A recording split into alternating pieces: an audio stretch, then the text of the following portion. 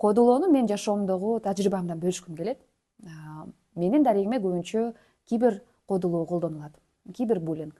Анткени телефондун артында туруп алып, мен тууралуу негативдерди жазышат, менин аброюма шек келтиришет, жада калса коркутууга чейин барышат. Менин боюма, сүйлөгөн сөзүмө, кийген кийимиме бул мени ар дайым эле коштоп келет. Бунун баардыгы кодулоого кирет. Ал эми кодулоо деген эмне, кандай түрлөрү бар? Бул видеодо кененирээк сүйлөшөлү. Кодулоо деген бул кордоо, агрессивдүү күч колдонуу, сизге зыян келтирүү. Бул физикалык жана моралдык жактан дагы болушу ыктымал. Сизди топко кошпоо, лакап ат коюу, аброюңузга, кадыр баркыңызга шек келтирүү, бунун баардыгы кодулоого кирет. Башында мындай башталышы мүмкүн, кийин адатка айланат. Кодулоо негизи 4 түргө бөлүнөт. Мамилелүү, оозеки, физикалык жана кибер кодулоо. Сизди ушактоо, шек келтирүү, жөн эле орой мамиле жасоо, кайырша кайруу, бунун баардыгы оозеки кодулоо. Ал эми кимдир бирөөгө физикалык кыймыл аракет менен зыян келтирүү бул физикалык кодулоо болуп эсептелинет. Өзгөчө өспүрүмдөрдүн жана жаштардын арасында көп колдонулат.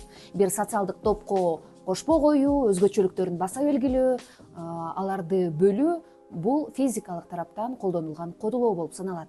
Көпчүлүк адамдар өздөрүнүн видеосуна же билдирүүсүнө комментарий аркылуу алган хейтерлердин артынан бул дагы чоң бир кодулоого кабылышат. Мисалы мен социалдык тармактарда, Инстаграмда менин ар дайым боюма асылган комментарийлер көп.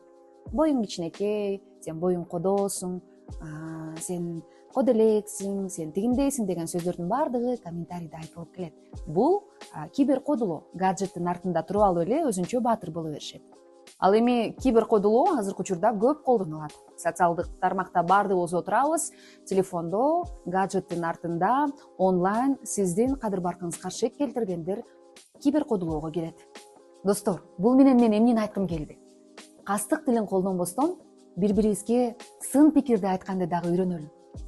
Эгер кимдир бирөөгө ушунчалык нааразы болуп жатсаңыз дагы, жаман сөздү айтпай, мээримдүү тилди колдонолу.